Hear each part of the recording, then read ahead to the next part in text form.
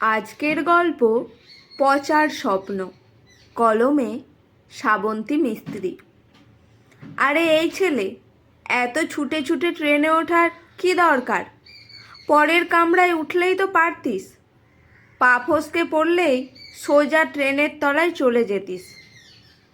একজন যাত্রী বলল, আজকালকার ডেপো বাচ্চা সব কিছু একেবারে খেলা পেয়েছে। আরেকজন বলল, বস্তির ছেলে, মা বাবা তো খোঁজ রাখে না ছেলেপুলে কি করছে, কোথায় যাচ্ছে।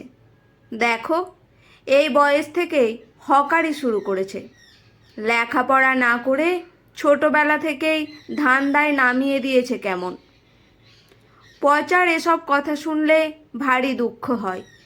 পচার বাবা নেই, ওর মা হোটেলে বাসন মাজে। ছোট একটা বোনও আছে পচার।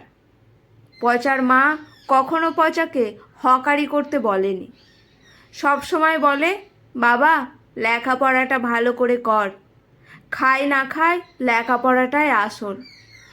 পচার মা বেরোনোর সময় রোজ পচাকে বোঝায়, ট্রেনে সাবধানে ওঠানামা করবি, কারো সাথে ঝগড়া ঝামেলা করবি না।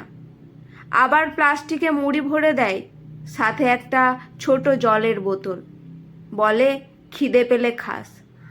কিন্তু তাও যে মানুষ কেন ভাবে গরিবদের মায়েদের ছেলে মেয়েদের প্রতি টান কম, তা পচা বোঝে না। হয়তো সেই মায়েরা বাচ্চাদের সব চাওয়া পূরণ করতে পারে না, কিন্তু ভালো কিছু কম বাসে না। মা তো মাই হয়। মানুষের কোনো কথার আর কোনো জবাব দেয় না পচা। ট্রেনের এদিক ওদিক খুঁজতে থাকে পচা। শেষে চোখ অশোকের দিকে। এগিয়ে যেতেই অশোক বলে, তোকে কতবার বলেছি না এত রিস্ক নিয়ে ট্রেনে না উঠতে? কথা শুনিস না কেন তুই? একটা বিপদ হয়ে গেলে কি হতো তখন? জানিস না তোর আশায় আরও দুটো মানুষ রোজ ভালো থাকার স্বপ্ন দেখে? পচা অপরাধীদের মতো মুখ করে বলে, ভুল হয়ে গেছে স্যার, না ছুটলে আপনার সাথে দেখা হতে দেরি হতো যে। অশোক এবার শান্ত গলায় বলল, ঠিক আছে বস এখানে, আর এরকম করবি না। ট্রেনের অন্য যাত্রীরা অবাক হয়ে দেখল পচা তার হ্যাঙ্গারে ঝুলতে থাকা বাদামের প্যাকেটগুলো ট্রেনের হাতলে ঝুলিয়ে রেখে কাঁধের ছোট ব্যাগটা থেকে একটা খাতা বের করলো। অশোকও নিজের ব্যাগ থেকে একটা ছোট খাতা বের করে বলল, দুটো অঙ্ক ভুল হয়েছে, আয় বুঝিয়ে দিই। একই অঙ্ক আরও 5টা দিয়েছি, যেন আর একটাও ভুল না হয়। বুঝতে না পারলে বল, আবার বুঝিয়ে দেব। আর কালকের দেওয়া সব অঙ্ক করে এনেছিস তো? দে খাতাটা। পচা ওর খাতাটা এগিয়ে দিল অশোকের দিকে। অশোক বলল, খাতাটা দেখে আবার তোকে ফিরিয়ে দেব। যা, তোর স্টেশন চলে এসেছে, নেমে বাড়ি যা।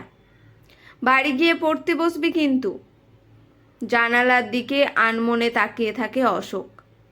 মনে পড়ে সেই দিনটার কথা। পচা এসে বলেছিল, বাদাম খাবেন স্যার? অশোক বলেছিল, দে 1 প্যাকেট। টাকা দিতে চাইলে কিছুতেই নিতে চাইছিল না পচা। একটা গরিব বাচ্চা ছেলের তার থেকে টাকা না নিতে চাওয়াতে ভীষণ অবাক হয়েছিল অশোক। তখন পচা আস্তে আস্তে বলেছিল, আপনি হাই স্কুলে অঙ্কের স্যার তো? অশোক বলেছিল, হ্যাঁ। কিন্তু তুই কি করে জানলি? আমাদের বস্তির টুনিদি আপনাদের স্কুলে পড়ে তো, ও বলেছে নাকি আপনি কঠিন অঙ্ক খুব সহজ করে বুঝিয়ে দেন।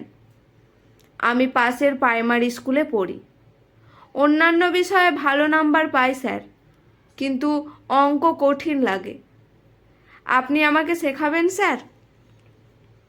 অল্প বয়সী গণিত শিক্ষক অশোক বলেছিল, ঠিক আছে, রোজ আমি এই ট্রেনে ফিরি, আসিস বুঝিয়ে দেব। আমার বাড়ি তো অনেক দূর, তুই অত দূর গেলে রাতে ফিরতে পারবি না। সেদিন অশোক বুঝেছিল বাদামটা ওর পারিশ্রমিক ছিল। সেই থেকে শুরু হয়েছে এই খাতা বিনিময়ের মাধ্যমে পড়াশোনার কাজ। পচা বাড়ি ফিরে বোনকে নিয়ে পড়তে বসে। পচার মায়ের হাড় জিড়ে চেহারা, সারাদিন বাসন মেজে মেজে হাতে হাজা হয়ে যায় সব সময়। একটু মা বোনকে ভালো রাখার জন্য পচা 3 দিন ট্রেনে হকারি করে আর 3 দিন স্কুলে যায়। এইভাবে পড়াশোনা করেও পচা স্কুলে দ্বিতীয় হয়। পচার মায়ের স্বপ্ন তার ছেলেমেয়েরা শিক্ষিত হবে। পচা যা ইনকাম করে সবটাই মায়ের হাতে দেয়। ওর বয়সী ছেলে মেয়েদের মতো পছন্দের খাবারটা অবধি খায় না সে। পচা বলে, আমি কষ্ট করছি মা, বোনকে অনেক লেখাপড়া করাবো, নিজেও শিখব, বোনকে কাজ করতে দেব না কোনো দিন। পচার মায়ের ভালো মন্দ খাওয়ার সাধ্য নেই, মাথার ওপর ছাদ নেই, পেটে বিদ্যে নেই। তাও পচার মা খুশি, কারণ ওর ছেলেমেয়েরা ওর দুঃখ বোঝে। দিন শেষে বাচ্চা দুটোকে বুকে জড়িয়ে ও শান্তির ঘুম ঘুমোয়।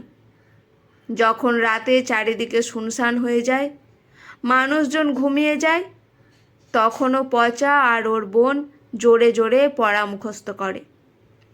পচার বোনটা ঘুমে ঢুলে ঢুলে পড়ে যায়। পচা বলে, যা ঘরে গিয়ে ঘুমো। কিন্তু ওর বোন বলে, আর একটু পড়ি দাদা। সেদিন অশোক ট্রেনের দিক ওদিক তাকিয়ে খুঁজতে লাগলো পচাকে। দেখলো পচা মন খারাপ করে এক কোণে বসে। কাঁদো কাঁদো গলায় পচা বলল, স্যার, আমি এবারেও প্রথম হতে পারলাম না, 2 নাম্বারের জন্য।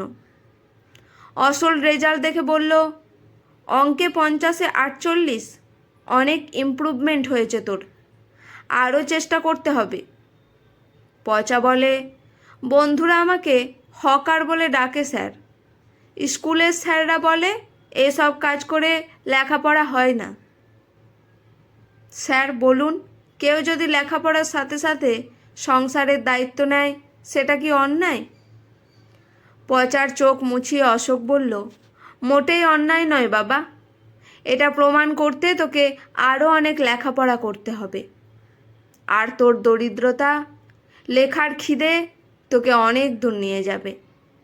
আমার পাশে বস, একটা গল্প বলি।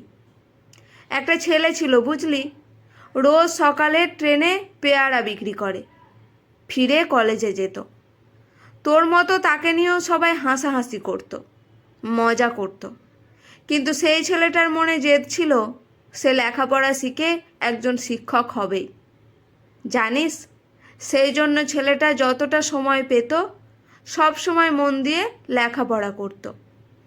অনেক লেখাপড়া শিখে চাকরির পরীক্ষা দিতে দিতে একদিন ছেলেটা পাশ করে শিক্ষকতা করার সুযোগ পেয়ে গেল। তারপর কি হলো জানিস? যারা ছেলেটাকে নিয়ে হাসাহাসি করত তারাই ছেলেটাকে সম্মান করতে শুরু করলো। তাহলে গল্পটা শুনে কি বুঝলি? সফল হলে এমনিই মানুষ তোকে সম্মান করবে। পচা বলল, তাহলে আমিও ওই স্যারটার মতো পড়ব স্যার। আচ্ছা, উনি কোথায় থাকেন? অশোক হেসে বলল, সেই স্যারটা তোর পাশে বসে আছে। পচা অবাক হয়ে বলল, স্যার আপনি? হ্যাঁ রে বাবা, তোকে যেদিন প্রথম দেখেছিলাম সেদিন নিজের প্রতিচ্ছবি দেখতে পেয়েছিলাম যেন। শোন, কোনোভাবেই থেমে গেলে চলবে না। যখন যা প্রয়োজন হবে আমাকে বলবি, কিন্তু নিজে রোজগার করা বন্ধ করে কারোর ওপর নির্ভরশীল হবি না। নিজে কষ্ট করে অর্জন করা সব কিছু ভীষণ মূল্যবান। আমি পেরেছি, জানি তুইও পারবি। প্রতিকূলতাকে জয় তোর নিজেকেই করতে হবে। নিজের পরিবারের দায়িত্ব তোকেই নিতে হবে। আর তারপর তো আমি আছি সব সময় তোর সাথে। আমাদের সমাজে বহু পচা আছে, যারা কেউ বাদাম বিক্রি করে, কেউ বরফ বেচে, আবার কেউ জুতো সেলাই করে উপার্জন করে। এদের অনেকেই লেখাপড়ার সাথে সাথে অল্প বয়সে অভাবের জ্বালায় সংসারের দায়িত্ব নিজেদের কাঁধে তুলে নিয়েছে। এরা ভিক্ষা করে না, কষ্ট করে উপার্জন করে। তাই এদেরকে পড়াশোনা না করে কাজ করিস, এমন কথা না বলে তাদের কাজকে অ্যাপ্রিসিয়েট করুন, কারণ রোজগার না করলে ওদের না খেয়ে মরতে হবে। কেউ ওদের বাড়ি দুবেলা দুমুঠো খাবার পৌঁছে দেবে না। আজকের গল্পটি এখানেই সমাপ্ত। গল্পটি কেমন লাগলো অবশ্যই কমেন্ট করে জানাবেন। গল্পটি শুনে ভালো লেগে থাকলে, মন ছুঁয়ে গেলে চ্যানেলটি সাবস্ক্রাইব করে পাশে থাকবেন। ধন্যবাদ।